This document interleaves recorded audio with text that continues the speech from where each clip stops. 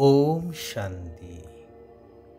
निराकार ज्योतिर्बिंदु सत्य शिव सुंदरंकर बुद्धिमान आत्मिक संतान मानंकु शुभ सकाळर शुभ अभिनंदन, सुस्वागतम, सुप्रभात।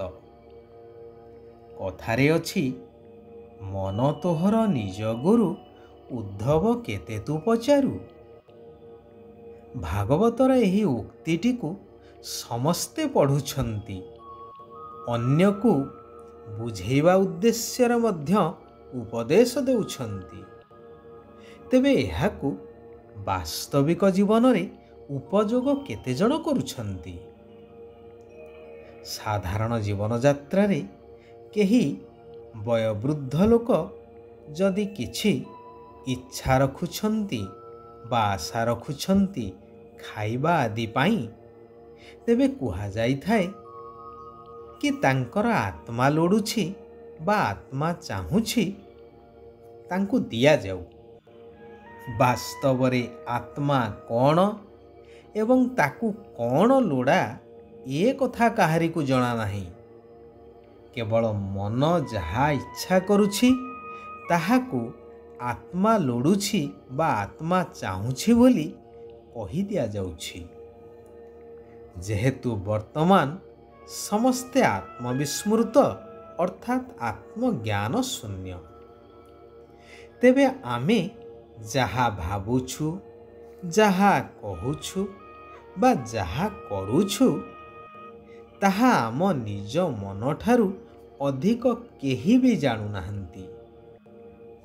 जदि मन को निजर नियंत्रण रे रखा जाए तेबे सबू किछि ठीक ठाक, आउ जदि नियंत्रण बाहर को गला ताहा विनाश आड़कू निजे श्रृंखलित होई मन को परिचालना कले अन्यर अर्थात अनेकंकर मत नेबार आवश्यकता रहिब नाही। यह सेतेबेले संभव हेब जेतेबेले आमे माने आम निज धर्म को जानी सेही अनुसारे चलिबा, जहा आजि प्राय लोप हो जाइछि एवं जो मूल धर्म अर्थात आदि सनातन देवी देवता धर्मर ज्ञान स्वयं परमात्मा भगवान आसी प्रदान करुछंती। गीतार महावाक्य अनुसारे यदा यदा हि धर्मस्य ग्लानिर्भवति भारते, तेणु श्रेष्ठ ईश्वर पितांकर श्रेष्ठ मत अर्थात श्रीमत अनुसारे चाली निज कर्म को सुधारिबा दरकार। जन्म जन्मांतर जन्म मरण चक्र रे आसी आसी आत्मविस्मृत होई देहर बंधन रे आसी पांच विकार रूपी मायार कबलित होई मुंड उपरे जो विकर्मर बोझ रहिछि ताहाकु समाप्त करिबा पई जोगयुक्त होई रहिबा दरकार। अर्थात निजकु ज्योतिर्बिंदु आत्मा निश्चय करी आत्मिक पिता निराकार ज्योतिर्बिंदु परमात्मा सहित बुद्धिर जोग को लगे रखिबा दरकार। एकमात्र शिव पितांक व्यतीत अन्य केही जेपरि मने न पड़ंतु। जिए जेते जेते सच्चोट होई चालंती शिव पितांक प्रति सर्वदा सच्चा होई रही थांती, तांकर सुरक्षा स्वतः भगवानंक द्वारा ही होई थाए। आउ जेउ माने उपरे उपरे देखाणिया भावरे चालू थांती अर्थात ठकामी रे चालू थांती, सेमानंकर सुरक्षा कदापि होई परिबो नाही। कारण सेमाने माया प्रति बहुत आकर्षित थांती, तेणु सेमानंक पाई ପୁଣି ଆହୁରି ଦଣ୍ଡ ଜମା ହୋଇଯାଇଥାଏ। ଯେପରି ଲଜ୍ଜାବଶତଃ କେହି କେହି ଡାକ୍ତରଙ୍କୁ ନିଜର ରୋଗର ସଠିକ୍ ତଥ୍ୟ ଦେଇନଥାନ୍ତି, ସେହିପରି ଏହି ଈଶ୍ୱରୀୟ କୂଳରେ ମଧ୍ୟ ଆତ୍ମିକ ଡାକ୍ତର ପରମାତ୍ମାଙ୍କୁ ନିଜର କମି, କମଜୋରି ବା ବିକାର ରୂପୀ ରୋଗ ବିଷୟରେ ଲୁଚେଇଥାନ୍ତି, କାରଣ ନିଜ ଇଜ୍ଜତର ଡର ରହିଥାଏ। ଏ କଥା ମଧ୍ୟ ଜାଣନ୍ତି କି ମାୟା ମୋତେ ବହୁତ ଧୋକା ଦେଉଛି। ସେହି କାରଣରୁ ପ୍ରଥମେ ଆଖି କ୍ରିମିନାଲ ଅର୍ଥାତ୍ ବିକାରୀ ହୋଇଯାଇଥାଏ, ତଥାପି ଶିବ ବାବାଙ୍କୁ ଲୁଚେଇଥାନ୍ତି। ବାବା କହୁଛନ୍ତି, ହେ ମୋର ମିଠା ସନ୍ତାନମାନେ, ଯେତେ ତୁମେ ଲୁଚାଇବ ସେତେ ତଳକୁ ତଳକୁ ଖସି ଖସି ଯିବ। ପାଞ୍ଚ ବିକାର ରୂପୀ ମାୟା ତୁମକୁ ନିଜର କବଳିତ କରି ସମ୍ପୂର୍ଣ୍ଣ ରୂପେ ଖାଇଯିବ।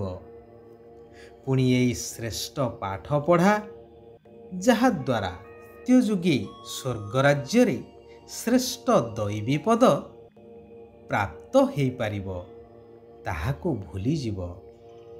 ସେଥିପାଇଁ ବହୁତ ବହୁତ ଖବରଦାର ରହିବାର ଅଛି। ତେଣୁ ବର୍ତ୍ତମାନ ମନମତ, ପରମତ ଆଦିକୁ ଛାଡ଼ି ଏକ ସତ୍ୟ ପିତାଙ୍କର ଶ୍ରେଷ୍ଠ ମତରେ ଚାଲିବା ଦରକାର। ଯେହେତୁ ଜନ୍ମ ଜନ୍ମାନ୍ତର ତୁମେମାନେ ମନମତ, ପରମତ, ଶାସ୍ତ୍ରମତ, ଗୁରୁମତ ଆଦିରେ ଚାଲି ଚାଲି ଆସିଲ ଏବଂ ବର୍ତ୍ତମାନର ଅବସ୍ଥାକୁ ନିଜେ ଅନୁଭବ କରୁଛ ଏବଂ ଭୋଗୁଛ ମଧ୍ୟ। ମୁଁ ଚାରି ଯୁଗ ଅର୍ଥାତ୍ ସତ୍ୟ, ତ୍ରେତୟା, ଦ୍ୱାପର ଆଉ କଳି, ଏହି ଚାରି ଯୁଗର ଶେଷରେ ସମ୍ପୂର୍ଣ୍ଣ 5000 ବର୍ଷ ପରେ ଆସି ତୁମମାନଙ୍କୁ ଶ୍ରେଷ୍ଠ ମତ ପ୍ରଦାନ କରି ପୁନଃ ସୁଖ ଶାନ୍ତିର ସମ୍ପତ୍ତି ପ୍ରଦାନ କରୁଛି। ତେଣୁ ତୁମମାନଙ୍କୁ ନିଜର ଶ୍ରେଷ୍ଠ ଭାଗ୍ୟ ଗଢ଼ିବା ପାଇଁ ଏକ ମୋ ଶ୍ରୀମତରେ ହିଁ ଚାଲିବା ଆବଶ୍ୟକ। ବାବାଙ୍କ ସମାନ ନମ୍ରତାର ଗୁଣ ଧାରଣ କରିବାର ଅଛି। କାହାକୁ ମଧ୍ୟ ବିକାର ରୂପୀ କଣ୍ଟା ଲଗେଇବା ଉଚିତ ନୁହେଁ। ଦୁଃଖ ଦେବାର ନାହିଁ। ଫୁଲ ହୋଇ ସୁଗନ୍ଧ ଦେଇ ଚାଲ।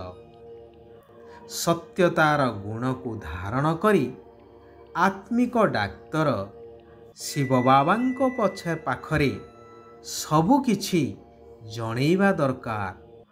କିଛି ବି ଲୁଚେଇବାର ନାହିଁ। ଯେକୌଣସି ପରିସ୍ଥିତିରେ ମଧ୍ୟ ଏହି ଶ୍ରେଷ୍ଠ ପାଠପଢ଼ାକୁ ଛାଡ଼ିବା ଉଚିତ ନୁହେଁ। ଈଶ୍ୱର ଯେଉଁ ମତ ଦେଉଛନ୍ତି, ଅର୍ଥାତ୍ ଈଶ୍ୱର ପିତାଙ୍କର ଆଜ୍ଞାକାରୀ ହୋଇ ରହିବା ଦରକାର। ଶିବ ବାବା କହୁଛନ୍ତି, ବାବାଙ୍କ ଦ୍ୱାରା ପ୍ରାପ୍ତ ହେଉଥିବା ବା ହୋଇଥିବା ବରଦାନ ଗୁଡ଼ିକୁ ଯଥା ସମୟରେ କାର୍ଯ୍ୟରେ ଲଗାଇ ଫଳୀଭୂତ କରୁଥିବା ବରଦାନୀ ମୂରତ ହୁଅ। ତେବେ ବରଦାନ ରୂପୀ ମଞ୍ଜିକୁ ଫଳଦାୟକ କରିବା ପାଇଁ ତାକୁ ବାରମ୍ବାର ସ୍ମୃତି ରୂପକ ପାଣି ଦିଅ। ଏହି ସ୍ୱରୂପରେ ଅର୍ଥାତ୍ ବରଦାନୀ ସ୍ୱରୂପରେ ସ୍ଥିତ ହେବାର ସୂର୍ଯ୍ୟ କିରଣ ଦେଇ ଚାଲ। ତେବେ ଗୋଟିଏ ବରଦାନ ଅନେକ ବରଦାନକୁ ସାଥିରେ ନେଇ ଆସିବ। ଯଦି ନିଜ ଉପରେ ଧ୍ୟାନ ଦେବା ସ୍ୱାଭାବିକ ହୋଇଯିବ, ତେବେ ଦୁଶ୍ଚିନ୍ତା ଆପେ ଆପେ ସମାପ୍ତ ହୋଇଯିବ। ଆଚ୍ଛା, ଆଜି ପାଇଁ ଏଇଠାରେ ଆମେମାନେ ବିରାମ ନେବା। ଆସନ୍ତାକାଲି ପୁନଶ୍ଚ ଆମେମାନେ ସେହି କଲ୍ୟାଣକାରୀ ପିତାଙ୍କର କଲ୍ୟାଣକାରୀ ମହାବାକ୍ୟର ଆଲୋଚନା କରିବା। ସମସ୍ତଙ୍କର କଲ୍ୟାଣ ହେଉ। सारा विश्ववासी सुख आउ शांतिर अनुभव करंतु। ओम शांति, ओम शांति, ओम शांति।